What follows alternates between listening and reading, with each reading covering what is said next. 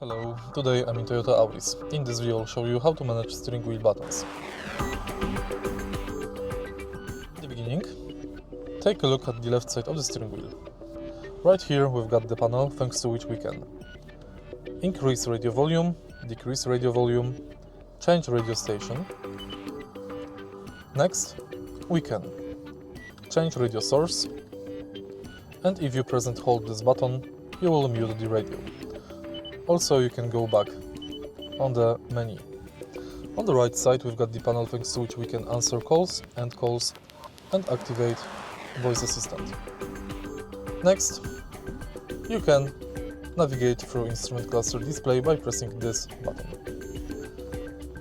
Behind the steering wheel on the bottom, we've got the lever thanks to which we can activate the cruise control and we can manage it. Of course, if you press right here, you will use horn.